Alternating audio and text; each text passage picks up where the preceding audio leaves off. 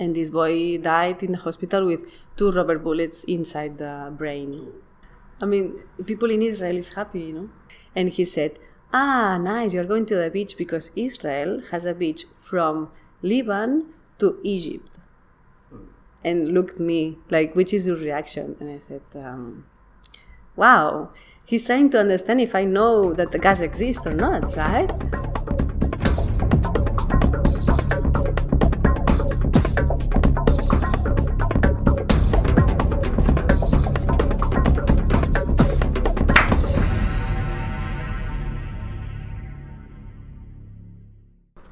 Welcome to Visual Debates. Today is a very special day because we have a very special guest. So usually in this building specifically, a lot of people have been to Israel. That's because either it's a part of their career journey or in a conference or as a tourist. However, very few people have been to the other side of the wall. And there are a lot of perceptions that comes with having a one-side view. So today we have Rosé, Thora, Kier. Yes. One of the very, very, very few people who have been to the other side. I'm very thankful because she is willing to share with us her journey and how did it affect her perception of the conflict itself and generally in life. So thank you very much for being here. Thanks to you for organizing this and inviting me. Okay, so how do we begin? Why would anyone go to the West Bank? Yeah, okay. So in my case, that was a long time ago. It's 2008. I was here in the building as well in CRG, finishing the PhD, and I had a close friend that went to Palestine and came back, explaining me all the things that he saw there, and I get really curious on understanding more the situation, and also getting to know the life of the Palestinians, in this unbalanced conflict, let's say. So basically I went for curiosity and also like political motivations. But then when I went there, things changed, a lot of I had some ideas, and then I get to know the people in Palestine. I get to know Israelis as well that went inside the West Bank. And I came back with a totally different point of view of the situation there, and also living here was changed after this experience. Yes. Okay. So, how do you? I don't know. You said your perception changed, but you already went with a political intention. So how did it change? Well, the main motivation was to see that we were kind of living well here, while something was a real conflict was happening in one part of the world that was not far away from here at all, with a country in which we have so many links, because Arabs also were here many years ago, so our culture is part of Arab culture as well. So the changes mainly is that I saw when I went there, and I saw the system in which Palestinians live, in the system that is imposed by Israelis, in the West Bank for the occupation.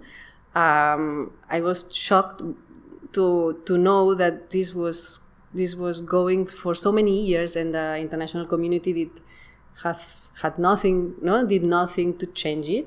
This was really shocking to me, because in a way I had compared this to the situation that Spain had in Franco's dictatorship, in which we had this imposed regime for so many years in Spain, and the international community was agree with this, or was okay with that, and I had this comparison right at the beginning. So to me, it was very strange to understand that the Palestinians were living to occupation and to these laws that Israeli imposed to them for so many time, and nobody has tried to change it. And this was 20 years ago, and it's still like that, right? So, yeah. Okay, tell me what was the thing that left the most in you, like we like just from numbers or just by looking at the news, we would get the idea, but we wouldn't get the feeling. I know, yeah. Well, I have a lot of shocking experience, of course. But maybe I can explain you exactly what I was doing there, because I was not going as a tourist to the West Bank. I went there with an international organization that gathers international activists that wanted to join the protest of the Palestinians. In the moment that I went there, the wall that Israeli built around the West Bank was building. In fact, it was this process of, in some parts was already built, but in others was in the process of the construction. And so I went to different small towns that were close to the area of the construction wall, and the people of these towns demonstrate, like non-violent demonstrations against the Israelis, against the army, the Israeli army, but also the bulldozers and the workers that were building the wall. And we as internationals, we just joined their initiatives to record them and then to write the reports of what was going on in the newspapers of our countries. So this was my experience on that. So we were not going there to propose actions to the Palestinians, but was more to go with them in anything that they wanted to do. And the presence of internationals helped to have to reduce the violence. So when international was in the demonstration, the Israeli army were less aggressive than if we were not there, let's say, because they know that we had cameras and we can contact journalists from our countries, and so the impact of the things that they were doing, it was higher if the internationals were there.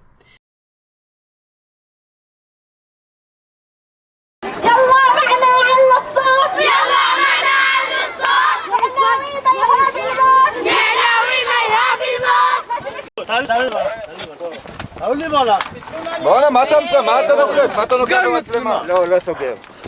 עיתונאים, תרי תעודה, אתה לא יכול לעשות לו כלום. אתה יודע למה יובל לבוא? רוצה מת. למה? אין לי אדמה, אין לי, הכל לקחת והכל אדמה. אין אוכל בבית, אין משהו בבית. אני רוצה לבוא למת. So I was there for several weeks, and I had. So one of the things that shocked me more is that in one demonstration, the Israelis killed one boy. In the first one that I saw, then later on there were more demonstrations that killed more people. But in the first one was this Shabab, no, this guy that was throwing stones, because in the demonstrations basically we walked towards the wall, hanging flags of Palestinian flags and shouting non-violence things, right? Basically to stop occupation and so on. And then at the end of the demonstration, sometimes some of the youngest of the town could take some stones and throw it to the army.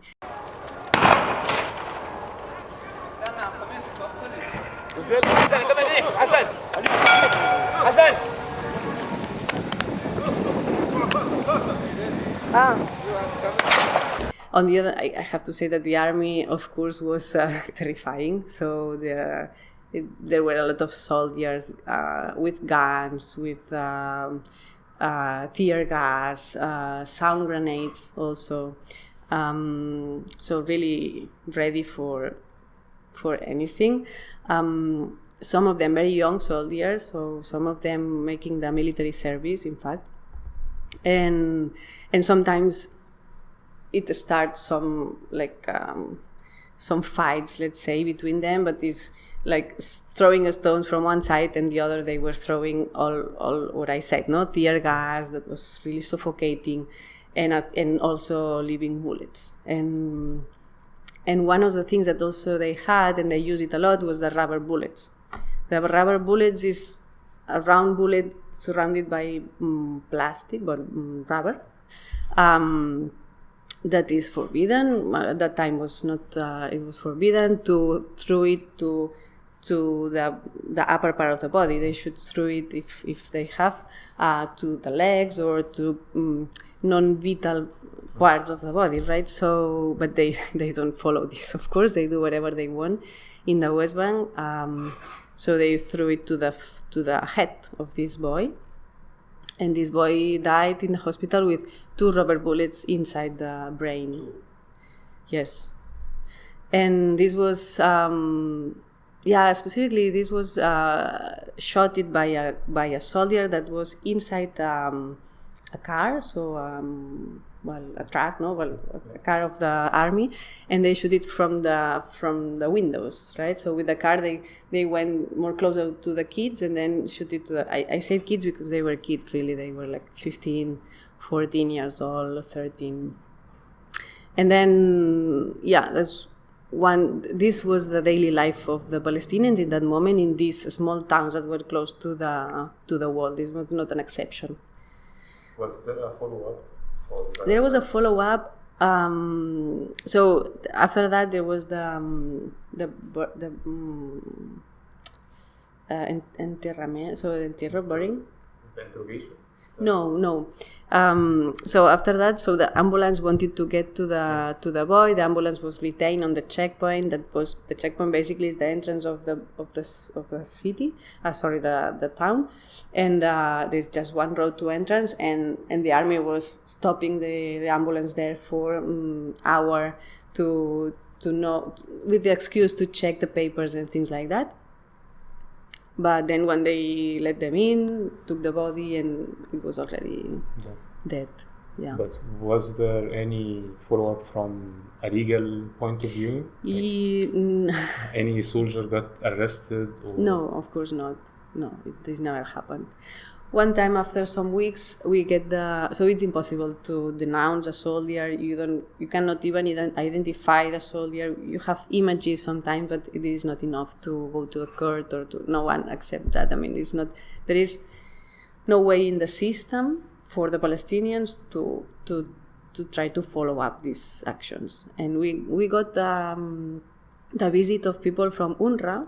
UNRWA is the UN organization for refugees, and it happens that this guy was a refugee. So because before living in this town was living, so it was a refugee from the 48. So for the Nakba, so it had he had the status, or the family had the status of refugee. That doesn't happen to all the Palestinians, so just some of them. And because of that, the UNRWA, the UNRWA. Investigate what happens, but investigate it to make a report, and that's all. Not to go and to claim Israel to have responsibility. Just for people to know, that refugee status means that his family used to live in what is now Israel before 1948. They got displaced during the 1948 war or Nakba, or you name it. And according to the UN Council, they should go back. This is why they have an official refugee status, and this is why you have UNRWA, the UN organization that just keeps this status and keeps track of where these people are, so that they one day, in theory, should accomplish the Security Council decision and they get back, which, of course, we know. Well, so you said this also changed you after you came back. Yeah, because of course when you saw this level of violence, this level of injustice in a piece of wall, that is kind of very close to us, the priorities here changed a lot. So when I came back, for instance, it was difficult for me to just hang out with my friends and have fun, because I had friends, in Palestine, and the feelings were contradictory, right? So, yeah. And then, of course, when I came back, I started to do things from here, the small things that we can do from here, but doing things from here to try to help them somehow. We will talk about what you are doing from here and what can be done from here. Was it the last time the only time you went there? First time and last time in 2008? No. I went there. Well, I went there on the first time in the summer of 2008. Then this had to be for 2 weeks, and then I changed the the plane flight to stay for a month. I came back here, and then on Christmas the same year, in the Christmas break, I went there again for another month, and then next year I went again. So in a year I went 3 times to Palestine. Yes. Wow. You know, this makes you 3 times more experienced than me. Well, because not 3 times, infinite times, because I've never been there, and I don't think I can be there. Probably not. Probably not. Yes, I have the privilege, so I use it, and I try to use it in a good way, let's say. Thank you very much.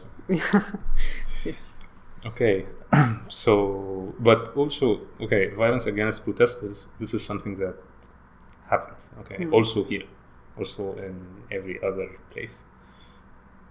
Do you think, or do you see, although, I'm saying this question and I have some idea about the answer, but there are also settlers in these regions who are also always protesting.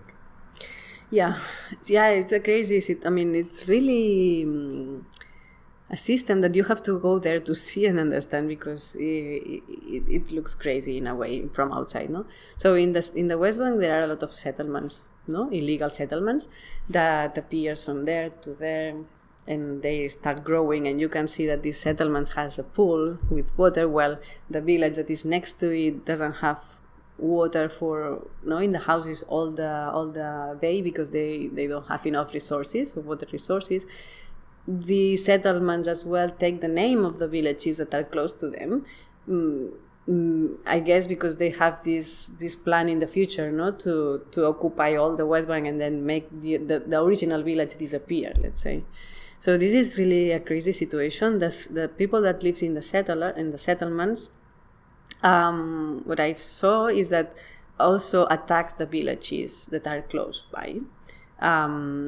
Depends on the settlements, of course, but I visit a settlement. I never went inside the settlement, but I visited a village that had from Saturday or Sunday, they had so few settlers that went out and go there to throw stones and break windows or paint on the wall bad words to Arabs and things like that, no? And there are other attacks much more serious from settlers to the Palestinians. But what I've seen is this constant harassment, no, from settlers to the villages that are around there. They also have special roads in the West Bank that they can use, and Palestinians cannot use them. And these roads go from Israel to the settlements. And these roads also work as a barrier, because the Palestinians cannot use the road but cannot cross them. So if they build a road from here to there, then it's in fact a barrier. So the Palestinians from one side cannot go to the other side, have to go on making these big trips, or just doesn't. It's impossible for them to go in the other side. So this is another small thing that Israel does, to the West Bank. There is also a fun fact here that these roads that are meant to, just as you said, work as a barrier, where the first plan for these roads were signed by Isaac Rabin just after signing the two-state solution. Yeah. And that's one of the main reasons the two-state solution cannot be applied, because now you have all these smaller parts. That's a very interesting journey. Okay, you are saying now you are doing things from here. Yes. Well, what I started to do when I came back was to look for people here that wanted to do, that was already working in solidarity with Palestine, that this exists since many, many years. So I found Comunitat Palestina de Catalunya. I found some other NGOs that do, like, for instance, political trips or organized trips for people that wants to understand the situation but maybe doesn't want to go by their own. and things like that, or also NGOs that work to explain, no, or to organize activities such as cine forums or these kind of things to raise a lot the awareness of the people, no, the conscience of the situation. And finally, I found a group that was starting. Let's say that because there was a new campaign from Palestine that was called BDS, so Boycott, Divestment and Sanction, started around 2005, and I went there in 2008. So I came back here, and at that time, there were people in Barcelona that wanted to start a group following this BDS campaign that was originated from. What is BDS? BDS is boycott, divestment and sanctions. So boycott Israel institutions, divestment of companies from here that goes there to work or helps or there have collaborations, and sanctions to the Israeli government for all the things that doesn't do properly. And then we start organizing ourselves and see what exactly is BDS, what we could do from here, what applies to boycott and what is not applying to boycott, and these things, no? Always following the rules and the guides from the Palestinian Society that was the origin of the campaign. Okay. Thing is, BDS, boycott, divestment and sanctions, is, let's say, a way trying to push the Israeli government to take certain measures and so on. But that in itself means that the Israeli government, as a government, is sort of at least partially responsible for some of the acts. Do you think this is true, or do you think these are some rogue settlers, very ultra-Orthodox Jews who are going against the general policy? A young, angry army officer who just shot a boy, but this is not a global policy. So what I am asking for, is it, from your point of view, from your observation, from a person who has been there, a country-level trend, government-level trend, or just lone wolves, let's say, who are just very religious, that doesn't accept the other?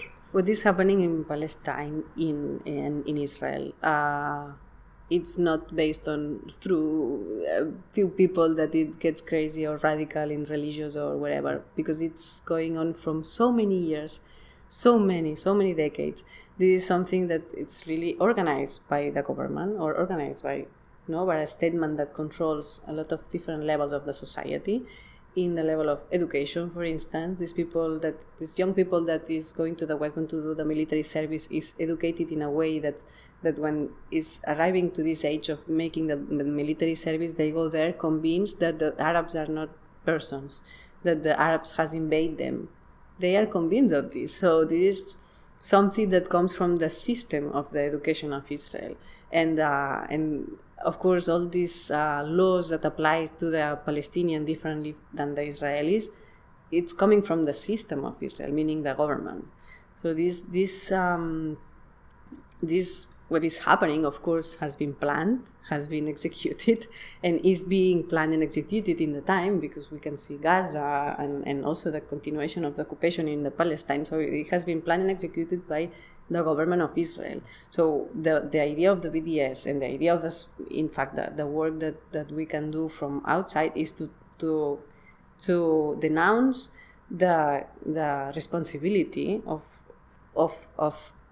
Israel as an apartheid system on this occupation. And it is not only occupation, it's also that they really want to rid off, to get out all this population of Palestinians from there, and then take the land and be just them. So this is something that when you start reading the books of for instance, Ilan Pappé, these people that is Israeli, so has lived there, has grown up in Israel, but then at one point started to make questions about why this situation is there, why the Arabs are complaining, why. Then they realize that all the things that they have learned in the schools is not the reality, is not exactly what has happened. And then you can see that there is a real plan, a really long-term plan of taking this land and making it only one country, which is Israel. So, of course, this is not based on just few people, that is a radical settler that just complains or try to. No, it's something more bigger than that. Yeah, for sure. I have to agree. I can't disagree with this, especially that the rise of the right wing in Israeli politics and having the religious people, in that sense, making decisions is something very new. Exactly. Before that, it was mostly secular or left wing, and things were not much better, right? Exactly. It's the same story. So, well, if there is one thing that can, I wouldn't say solve, because this is a very complicated situation to solve. But if there is one thing that would make the most impact, that would change the most, that would make people happier, generally, both sides, what do you think that's going to be? Both sides. You said both sides. I say both sides. I mean, people in Israel is happy, Okay. But they have the possibility to be happy. Yes. Let's say this is like a Western country, Israel. The daily life, if you go there, it's very similar to a European country. Absolutely, but they are also the sense of safety. Also, how happy can you be if you feel that behind the 9 meters wall are angry people who are just waiting for a hole in this wall to get inside and I don't know, get revenge back or throw us in the sea or whatever. So maybe they are living a better life than Palestinians, luxurious life, but doesn't, I don't know how happy can I be if I don't feel 100% safe. So happiness in that sense is, it's different for both sides, okay? But still, we can definitely see that both sides can be happier in one way or another. What do you think? Mira, what I think is that even if you live here, you can feel, if you want, you can feel unsafe. Okay. No? Because there is this terrorist possibility always, even if we don't have a wall, if we don't have a war, on the other side of a wall. But there is one thing that is important to maybe to analyze a little bit. So Israeli society feels unsafe. Okay. In which level? So why? Do you, I mean, they somehow they build this unsafety. They let's say the system likes to have this how to say that? Fear. See, so the fear is in the air, it's always, there is this unsafety present in the life of the Israeli because you think that the Arabs are a threat, how real it is, and which part of this threat is real, because they can make attacks like it happened in the 7th of October. Yes, it happened, this is real, so you have this option. But then there is a part of this fear that is constructed and is built through the system to maintain this situation, and to maintain the feeling that the Israeli has to defend. And the defense idea is good for Israel to have a good army, to invest in a lot of development also in army, and to maintain the idea that the Arabs are a problem that will attack in any moment. But the possibility of the Palestinians to attack is really, compared to the possibility of the Israelis to attack, is almost nothing. See, it is there because we have seen it, but in all the time, in all the years that we have the conflict is there, it would be interesting to analyze how many real attacks come from the Palestinian side, no? And specifically in the West Bank, I have not been in Gaza, so I have friends that went there, but I cannot speak directly from Gaza. But what I see in the West Bank is really very poor people. So the level of living is in the countries, in the little villages, is very low. In the big cities, which is Ramallah, which is a city of no more than 100,000 people or maximum, it's a bit more, like, say, higher the living and the level of the. But in the villages, it's not, and the capability of these people to attack anyone, it's really low. That's why they throw stones. This is the only thing that they have. So it's important also to understand that this feeling of unsafety that the Israelis have always is bigger than the real unsafety that they can have, right? And this is something that is good for Israel to maintain this system of having an army and the armamentistic development that they have as well. But you ask for what we can, what generally, like, if you are, I don't know, the most capable person on earth, what would be the one thing that can introduce the most change in that situation? Doesn't have to be one thing, but yeah, for me it's education. For me, it would be in Palestine, in the West Bank, would be education. If everybody have access to universities, to schools, because they cannot even go to school every day because some schools are also attacked with tear gas, blah blah blah, of the army. So the access to education, and the freedom also of choosing or doing or educating itself, or even the freedom of going out to get a higher education, or this would change a lot in Palestine, in the West Bank, because this is still a country with a very rural country with a lot of small villages, and then very few like development, in this academic sense. So the academia is very poor still. I think it would change a lot. But of course, the only thing that will work for giving happiness to this site is to end the occupation, right? To take out all the settlements and then make an independent country without any incursion of the Israeli army inside and so on, which is not possible, no? Well, it's just hope for the best. Yeah. But yes, I can only agree, because education solves a lot of issues, not only this one. And this is not exclusive to people in the West Bank. So people in Gaza, although it's not as rural as the West Bank, well, it was very rural a long time ago, before everyone is squeezed there. But till now, the standard of living is very low, poverty is huge, unemployment, more than employment.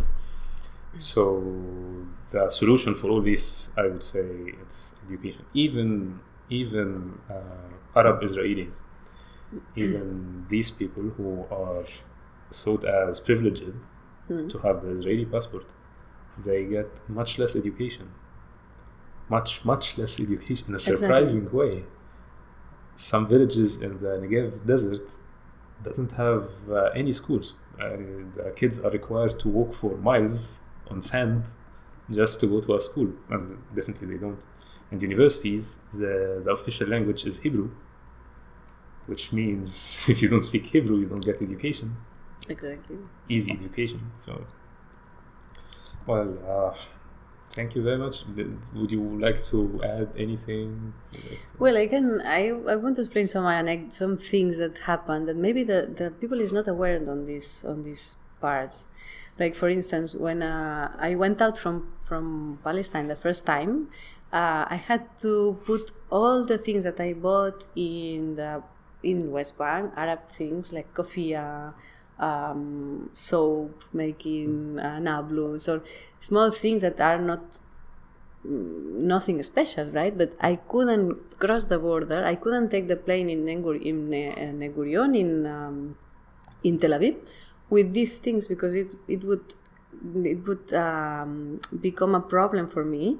in the sense that the police would take me in a part and then ask me so many questions for hours that could happen that I could lose the plane because of that. So I was advised on this sense, and I put everything in a box and I sent it by post. And this is something that you think, why did this happen if this country doesn't have any problem and this is a democracy? Why I have to put my stuff that I bought in the West Bank in a box and send it out, to have no problems in the airport? So just think on these small things, right? Because it makes a lot of difference than when they said that Israel is just a Western country with a democracy like the others. It's not true. I mean, you get stopped in the airport and have a lot of questions if they think that you are related to the Palestinians, just related to Palestinians, or you want to go to West Bank to visit. Just that is for them a threat, right? So there was no way to leave the West Bank or go to the West Bank without crossing the Israeli border? Exactly, no. I had to fly to Tel Aviv, and then I took a bus to Jerusalem, and then you can cross the first door to West Bank, which is Kalandia checkpoint. And this is the way I went in and out all the times. The first time, because it was the first time, no problem, because they don't have me in any list.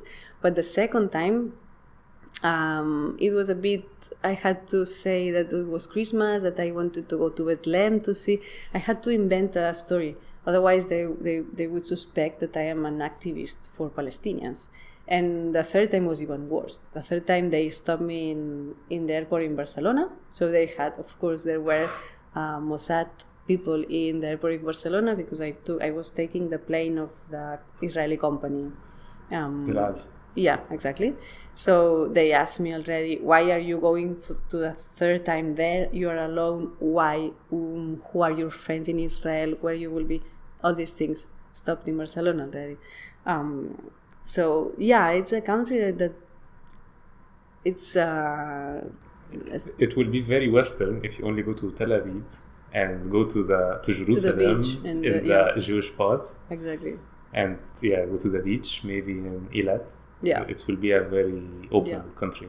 That's the experience that many people here have. They have never tried to look what's behind the wall, what's on the other side. I remember one question. There's this person in the airport of Barcelona wanted to ask me a lot, no? And he said, okay, you are going for tourism. And I was pretending that I was a tourist going to the beach in Tel Aviv. And he said, nice, you're going to the beach because Israel has a beach from Lebanon to Egypt. And looked at me like, which is your reaction? And I said, wow, he's trying to understand if I know that the gas exists or not, right? So it was really provocative. So this is the type of questions and people that you find that try to avoid the entrance into the Israel to people that show solidarity to Palestinians. And then also there is the Israeli people that works for Palestinians, let's say. It's an organization which is, I get to know them because they were in the West Bank in the demonstrations, and they are Israelis and they call themselves anarchists against the war at that moment. Now maybe they changed the name, but the basics are the same. So they are Israeli people, very few ones, that are anti-Zionist, that works against occupation, and what they do is to be as well in the demonstrations and try to give. So their role is different from the internationals because what they want to do is to try to make the army that is shooting or that is against the Palestinians to confront it, not to make that to make confused and say, okay, look, we are in the same side, no? What are you doing? And this is people that has a lot of problems then in their society because they are considered like traitors. So they have, most of them, the family doesn't want to talk to them anymore. They lose the family, they lose friends. They have problems to rent a house. So this is also the Israeli society is also against these Israelis. So this cannot be a democracy at all, right? Yeah.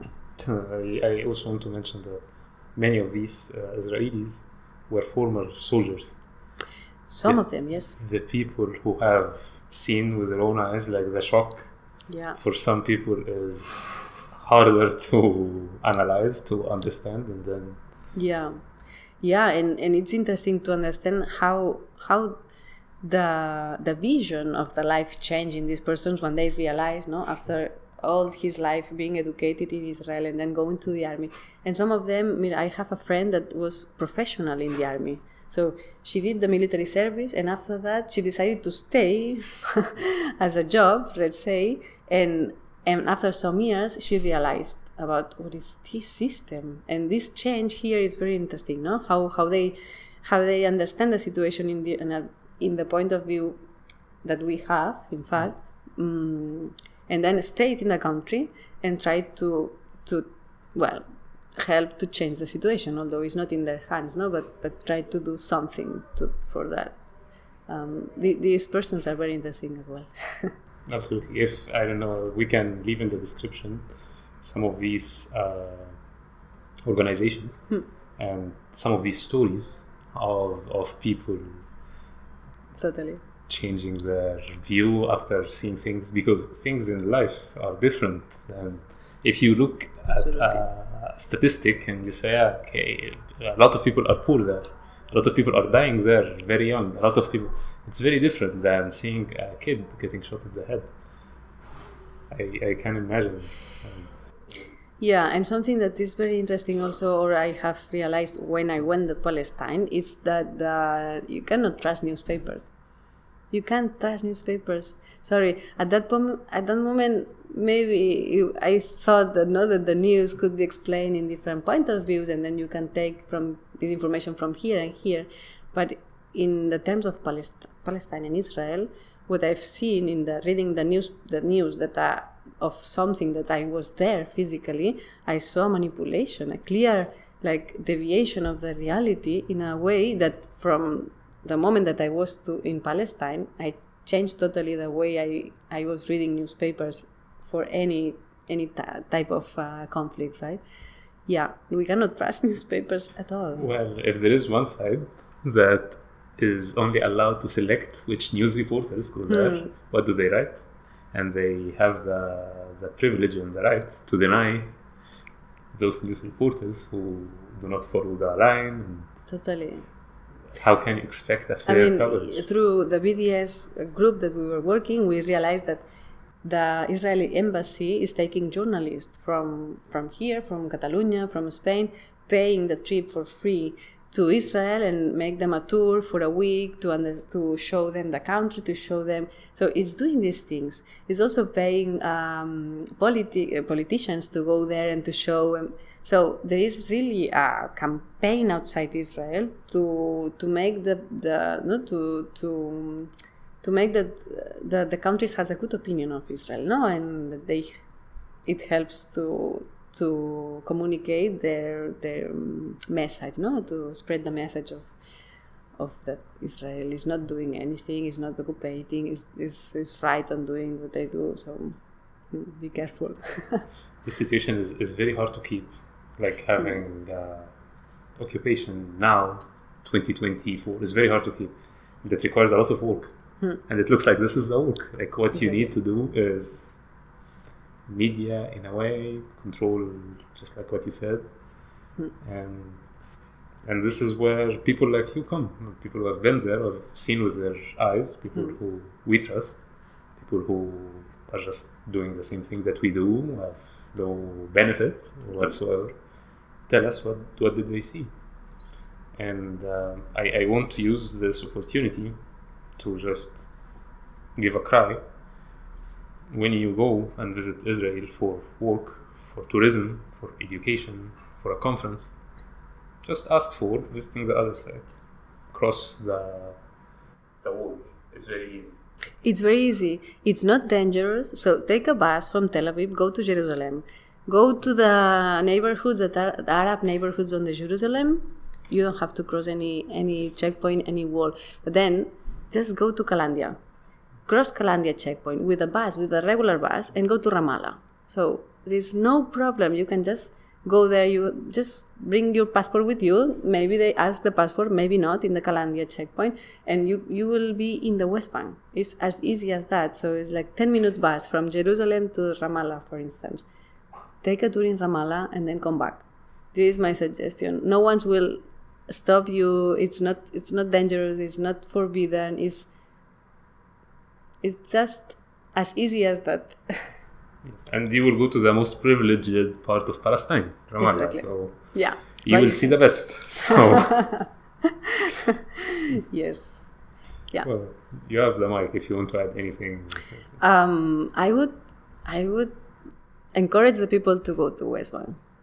Yeah, exactly. So I think that if you have a little curiosity on what is going on there, or you have like a week that you don't know how to do in summer, you can go there and see what's happened. And if you are afraid because you don't know anyone, you don't know an organization, we can put some resources in the video, or just contact me because I can give you tips to. Thank you very do much. it. I Yeah. wish I could say the same about Gaza. But Yeah, but it's not possible. it's not possible, and before that it was also very hard. Yeah. So even the whole West Bank, the story of today, is very privileged when it's compared to Gaza. Yeah, exactly. Like you want to go to the West Bank, well, some agent from Mossad may ask you questions at the airport, but you can go. If you want to go to Gaza, you can't. Exactly. If you are a news reporter, well, if the Israeli side doesn't mind having you in the West Bank, you just go. But you just can't go to Gaza. No. Like they like you or they hate you, you can't. And this is another story for another time. But you can see the best very easily, and then you can, if you are going to make judgments, you can make judgments with your own eyes better than any story told. Exactly. Well, thank you very much for thank your you to you. time and for doing this, for being there, for sharing your experience with us. And Thanks to you, Hossam. thank you. Hope the best for you and for the people there as well. Sure.